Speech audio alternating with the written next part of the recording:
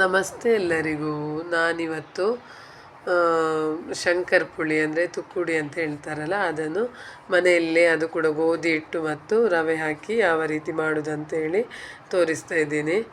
ಮೈದಾದಲ್ಲಿನೂ ಮಾಡ್ತಾರೆ, ಗೋಧಿ ಹಿಟ್ಟಲ್ಲಿ ತುಂಬಾ ರುಚಿಯಾಗಿ ಬರುತ್ತೆ. ಅದೇ ರೀತಿ ಆರೋಗ್ಯಕ್ಕೂ ತುಂಬಾ ಒಳ್ಳೆಯದು.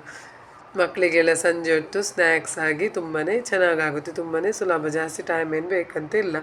ನಾನಿಲ್ಲಿ 2 ಗ್ಲಾಸ್ ಆಗುವಷ್ಟು ಗೋಧಿ ಹಿಟ್ಟನ್ನು ತಗೊಂಡಿದ್ದೀನಿ, 2 ಗ್ಲಾಸ್ ಆಗುವಷ್ಟು. ಆಮೇಲೆ ನಾನು ಅದಕ್ಕೆ ಒಂದು ಅರ್ಧ ಲೋಟೆ ಆಗುವಷ್ಟು ರವೆಯನ್ನು ತಗೊಂಡಿದ್ದೇನೆ.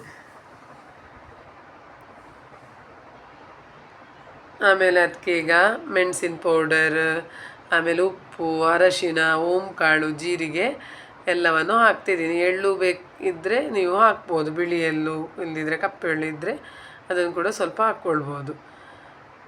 ನಾನಿಲ್ಲಿ ಮನೇಲಿ ಮಾಡಿರೋ ಮಸಾಲ ಪೌಡರ್, ಉಪ್ಪು, ಅರಶಿನ, ಆಮೇಲೆ ಜೀರಿಗೆ ಮತ್ತು ಸ್ವಲ್ಪ ಓಂಕಾಳನ್ನು ಹಾಕಿದ್ದೀನಿ. ಆಮೇಲೆ ಈಗ ಸ್ವಲ್ಪ ಸ್ವಲ್ಪನೇ ನೀರು ಹಾಕಿ, ಗೋಧಿ ಹಿಟ್ಟು ನಾವು ಚಪಾತಿ ಮಾಡಲಿಕ್ಕೆಲ್ಲ ಕಲಿಸ್ತೇವೆ ನೋಡಿ, ಅದೇ ಹದದಲ್ಲಿ ಕಲಿಸ್ಬೇಕು ಗಟ್ಟಿಯಾಗಿ. ಈ ರೀತಿ ನೋಡಿ, ಸ್ವಲ್ಪ ಸ್ವಲ್ಪನೇ ನೀರು, ಒಂದೇ ಸಲ ನೀರು ಹಾಕ್ಬಾರ್ದು ಯಾವಾಗಲೂ ಹಿಟ್ಟು ಕಲಸುವಾಗ. ಸ್ವಲ್ಪ ಸ್ವಲ್ಪನೇ ನೀರು ಹಾಕಿ ಮಿಕ್ಸ್ ಮಾಡಿಕೊಳ್ಬೇಕು, ಆಗ ಚೆನ್ನಾಗಿ ಹಿಟ್ಟು ಕಲಿಸ್ಲಿಕ್ಕೆ ತುಂಬಾ ಚೆನ್ನಾಗಿ ಬರುತ್ತೆ ನೋಡಿ. ಈ ರೀತಿ ನೋಡಿ, ತುಂಬ ಸ್ಮೂತ್ನಲ್ಲ, ತುಂಬ ಜಾಸ್ತಿ ನೀರು ಹಾಕಬಾರ್ದು. ಈ ರೀತಿ ಇಷ್ಟು ಗಟ್ಟಿಯಾಗಿ ಬರಬೇಕು, ಈ ರೀತಿ ಬರುತ್ತೆ ನೋಡಿ. ಮತ್ತು ರವೆ ಹಾಕಿರೋದ್ರಿಂದ ಸ್ವಲ್ಪ ಗಟ್ಟಿ ಬರುತ್ತೆ. ನಾವಂದರೆ ಅದು ಪುಳಿ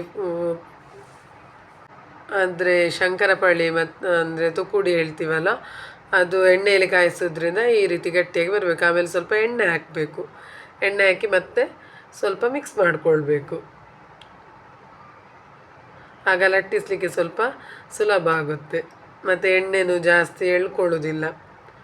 ಬೇರೆಲ್ಲ ತಿಂಡಿಗೆಲ್ಲ ಒಂದೊಂದು ತಿಂಡಿಗೆ ಎಣ್ಣೆ ಎಲ್ಲ ತುಂಬ ಜಾಸ್ತಿ ಬೇಕಿತ್ತು, ಸ್ವಲ್ಪ ಎಣ್ಣೆಯಲ್ಲಿ ಕೂಡ ಕಾಯಿಸ್ಬೋದು, ಮತ್ತು ಎಣ್ಣೆ ಚೂರು ಎಳ್ಕೊಳ್ಳೋದಿಲ್ಲ. ತುಂಬಾ ಚೆನ್ನಾಗಾಗುತ್ತೆ. ನಿಮಗೆ ಸಿಹಿ ಬೇಕಾದರೆ ಬೆಲ್ಲ ಅಥವಾ ಸಕ್ಕರೆಯನ್ನು ಉಪಯೋಗ ಮಾಡ್ಬೋದು. ಆಮೇಲೆ ಈಗ ಒಂದು ಎಲ್ಲ ರೌಂಡ್ ಮಾಡಿ ಇಟ್ಕೊಳ್ತಾ ಇದ್ದೀನಿ, ಉಂಡೆ ಮಾಡಿ ಇಟ್ಕೊಳ್ತಾ ಇದ್ದೀನಿ. ಒಂದು 10 ಆಗ್ತದೆ ಇದರಲ್ಲಿ ಉಂಡೆ. ಮೊದಲಿಗೆ ಈ ಥರ ಮಾಡಿ ಇಟ್ಕೊಂಡು ಆಮೇಲೆ ಚಪಾತಿ ನಾವು ಲಟ್ಟಿಸ್ತೀವಲ್ಲ, ಅದೇ ರೀತಿ ಲಟ್ಟಿಸ್ಕೊಂಡ್ರೆ ಆಯಿತು ನೋಡಿ. ಇಷ್ಟು ಉಂಡೆ ರೆಡಿ ಆಯಿತು, ಇಷ್ಟಿಷ್ಟು ಹೊಡೆದೆ ಈಗ ಲಟ್ಟಿಸ್ಬೇಕು ನೋಡಿ. ನೋಡಿ ಎಷ್ಟು ಸ್ಮೂತಾಗಿ ಬಂದಿದೆ ಅಂತೇಳಿ, ಜಾಸ್ತಿ ಸ್ಮೂತು ಇಲ್ಲ, ಜಾಸ್ತಿ ಗಟ್ಟಿನೂ ಇಲ್ಲ. ಆಮೇಲೆ ಈಗ ಸ್ವಲ್ಪ ಗೋಧಿ ಹಿಟ್ಟನ್ನು ಹಚ್ಚಿ ಅದಕ್ಕೆ ಲಟ್ಟಿಸ್ಕೊಳ್ಬೇಕು. ತುಂಬ ತೆಳುವೂ ಅಲ್ಲ, ತುಂಬ ದಪ್ಪನೂ ಅಲ್ಲ, ಆ ಹದದಲ್ಲಿ ಲಟ್ಟಿಸ್ಕೊಳ್ಬೇಕು ನೋಡಿ. ಈಗ ನಾನು ತೋರಿಸ್ತೇನೆ ಯಾವ ಹದದಲ್ಲಿ ಅಂತೇಳಿ. ತುಂಬ ತೆಳ್ಳಗಾದ್ರೂ ಚೆನ್ನಾಗಾಗಲ್ಲ, ತುಂಬ ದಪ್ಪ ಆದ್ರೂ ಚೆನ್ನಾಗಾಗಲ್ಲ.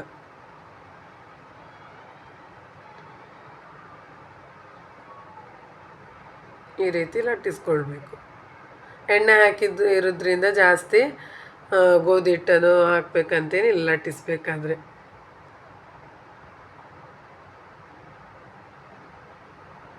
ಈ ರೀತಿ ನೋಡಿ. ಆಮೇಲೆ ಈಗ ಅದನ್ನು ನಾವು ಕಾವಲಿಯಲ್ಲಿ ಬಿಸಿ ಮಾಡಬೇಕಷ್ಟೇ, ಫ್ರೈ ಆಗ್ಬೋದು, ತುಂಬ ಜಾಸ್ತಿ ಕಾಯಬಾರ್ದು.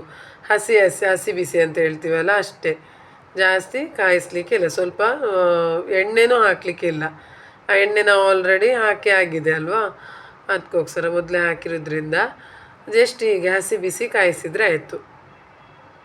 ನಮಗೆ ಅಂದರೆ ಕಟ್ ಮಾಡಲಿಕ್ಕೆ ಸುಲಭವಾಗಿ ಬರುತ್ತೆ, ಮತ್ತು ಕ್ರಿಸ್ಪಿಯಾಗಿಯೇ ಬರುತ್ತೆ. ಅದಕ್ಕೋಸ್ಕರ ಸುಮ್ಮನೆ ಜಸ್ಟ್ ತವ ಚೆನ್ನಾಗಿ ಬಿಸಿ ಮಾಡಿಕೊಂಡು ಜಸ್ಟ್ ಈ ರೀತಿ ಹಸಿ ಬಿಸಿ ಕಾಯಿಸಿದರೆ ಆಯ್ತು ನೋಡಿ. ಇಷ್ಟೇ, ಜಾಸ್ತಿ ಕಾಯ್ದಿಲ್ಲ. ಆಮೇಲೆ ನಾವು ಎಣ್ಣೆಯಲ್ಲಿ ಬಿಡುವಾಗ ಚೆನ್ನಾಗಿ ಫ್ರೈ ಮಾಡಿಕೊಂಡ್ರೆ ಆಯಿತು, ಆಗ ಕ್ರಿಸ್ಪಿಯಾಗಿ ಬರುತ್ತೆ. ಅದಕ್ಕೋಸ್ಕರ ಈ ರೀತಿ ಮಾಡಬೇಕು. ಎಲ್ಲ 10 ಉಂಡೆಯನ್ನು ಕೂಡ ಲಟ್ಟಿಸಿ ಹಸಿ ಬಿಸಿ ಫ್ರೈ ಮಾಡಿ ಇಟ್ಕೊಂಡಿದ್ದೀನಿ ಕಾವಲಿಯಲ್ಲಿ. ಹೀಗೆ ಇದನ್ನು ಚೆನ್ನಾಗಿ ಡೈಮಂಡ್ ಶೇಪಲ್ಲಿ ಕಟ್ ಮಾಡಿಕೊಳ್ಬೇಕು. ಈ ರೀತಿ ನೋಡಿ, ಈಗ ಕಟ್ ಮಾಡಲಿಕ್ಕೆ ಸುಲಭ ಆಗುತ್ತೆ ಸ್ವಲ್ಪ ನಾವು ಕಾಯಿಸಿಟ್ಕೊಂಡ್ರೆ. ಜಾಸ್ತಿ ನಾವು ಚಪಾತಿ ಎಲ್ಲ ಕಾಯಿಸುವಾಗ ಕಾಯಿಸ್ತೀವಿ ನೋಡಿ, ಅಷ್ಟು ಕಾಯಿಸ್ಲಿಕ್ಕೆ ಇಲ್ಲ. ಇಷ್ಟೇ ನೋಡಿ, ಜಸ್ಟ್ ಕಾವಲಿ ಬಿಸಿ ಆದರೆ ಅದರಲ್ಲಿ ಸ್ವಲ್ಪ ಆಚೆ ಈಚೆ ಬಿಸಿ ಮಾಡಿದರೆ ಅಷ್ಟೇ ಸಾಕು. ಚೆನ್ನಾಗಿ ಕಾವಲಿ ಮೊದಲು ಕಾಯಿಸಿಟ್ಕೊಂಡಿರಬೇಕು. ಆಮೇಲೆ ಈಗ ಈ ರೀತಿ ಡೈಮಂಡ್ ಶೇಪಲ್ಲಿ ಕಟ್ ಮಾಡ್ಕೊಳ್ತಾ ಇದ್ದೀನಿ. ನಿಮಗೆ ಯಾವ ರೀತಿ ಶೇಪ್ ಬೇಕೋ ಆ ರೀತಿ ಬೇಕಾದರೆ ಕಟ್ ಮಾಡ್ಕೊಳ್ಬೋದು. ನಾನೀಗ ಮೊದಲಿಗೆ ಒಂದು ಚಪಾತಿಯನ್ನು ಒಂದು ಕಟ್ ಮಾಡಿ ತೋರಿಸ್ತಾ ಇದ್ದೀನಿ ನೋಡಿ. ಈ ರೀತಿ ಆಕಾರದಲ್ಲಿ ಬರಬೇಕು.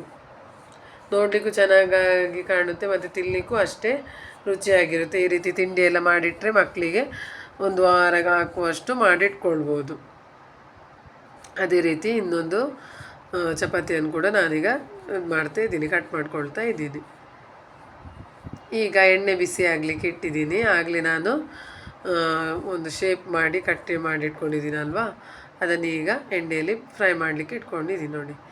ಜಾಸ್ತಿ ಎಣ್ಣೆಯನ್ನು ಹಾಕಿಲ್ಲ ನಾನು, ಸ್ವಲ್ಪ ಎಣ್ಣೆಯಲ್ಲೇ ತುಂಬ ತಿಂಡಿಯನ್ನು ಫ್ರೈ ಮಾಡ್ಬೋದು. ಸಂಜೆ ಹೊತ್ತು ಸ್ನ್ಯಾಕ್ಸಿಗೆ, ಇಲ್ಲಿದ್ರೆ ಟಿಫಿನಿಗೆ, ಸೈಡಿಗೆ ಸ್ನ್ಯಾಕ್ಸಿಗೆ ತುಂಬಾ ಚೆನ್ನಾಗಾಗುತ್ತೆ. ಟೀ ಜೊತೆನೂ ತುಂಬಾ ಚೆನ್ನಾಗಾಗುತ್ತೆ. ತುಂಬಾ ಸುಲಭದಲ್ಲಿ ಮಾಡ್ಬೋದು. ಜಾಸ್ತಿ ಇಂಗ್ರೀಡಿಯೆಂಟ್ಸು ಹಾಕಬೇಕಂತೇನಿಲ್ಲ. ಎಣ್ಣೆ ಚೆನ್ನಾಗಿ ಬಿಸಿಯಾಗಿದ್ದರೆ ಚೆನ್ನಾಗಿ ಕ್ರಿಸ್ಪಿಯಾಗಿ ಫ್ರೈ ಆಗುತ್ತೆ. ನಿಮಗೆ ಬೇಕಂತ ಹೇಳಿದರೆ ಎಳ್ಳು ಹಾಗೆ ಬೆಲ್ಲ ಇಲ್ಲದಿದ್ದರೆ ಸಕ್ಕರೆ ಹಾಕಿ ಕಲಿಸ್ಕೊಂಡು ಮಾಡ್ಬೋದು. ಫ್ರೈ ಆಗುವಾಗ ನಿಮಗೆ ಗೊತ್ತಾಗುತ್ತೆ, ಅದೊಂದು ತುಕುಡಿಯ ಬಣ್ಣ ನೋಡಿ ಈ ರೀತಿ ಕಲರಾಗಿ ಚೇಂಜ್ ಆಗುತ್ತೆ. ಒಂಥರ ಬ್ರೌನಿಶ್ ಆಗಿ ಬರಬೇಕು, ಗೋಲ್ಡನ್ ಬ್ರೌನ್ ಅಂತ ಹೇಳ್ತಾರಲ್ಲ ಅಷ್ಟು ಫ್ರೈ ಆಗಬೇಕು.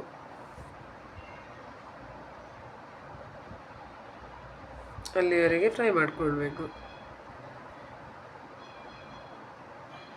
ನೋಡಿ. ಈ ಬಣ್ಣಕ್ಕೆ ಬರುತ್ತೆ ನೋಡಿ. ನೋಡಲಿಕ್ಕೆ ಎಷ್ಟು ಚೆನ್ನಾಗಿ ಕಾಣುತ್ತೆ. ನೋಡಲಿಕ್ಕೆ ಎಷ್ಟು ಚೆನ್ನಾಗಿ ಕಾಣ್ತದೆ ಅಷ್ಟೇ ತಿನ್ನಲಿಕ್ಕೆ ಕೂಡ ಟೇಸ್ಟ್ ಆಗಿದೆ. ಮಕ್ಕಳಿಗೆ ಅಂತೂ ತುಂಬಾ ಇಷ್ಟ ಆಗುತ್ತೆ.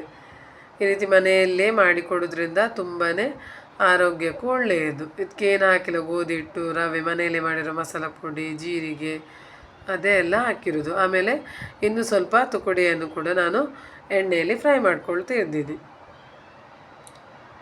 ಅದೇ ರೀತಿ ಉಳಿದಿರುವೆಲ್ಲವನ್ನು ಕೂಡ ಹಾಗೆ ಫ್ರೈ ಮಾಡ್ಕೊಳ್ತೀನಿ. ಎಣ್ಣೆಯಲ್ಲಿ ಬಿಟ್ಟ ತಕ್ಷಣ ಅದು ಉಬ್ಬಿ ಬರುತ್ತೆ, ಚೆನ್ನಾಗಿ ಬರುತ್ತೆ.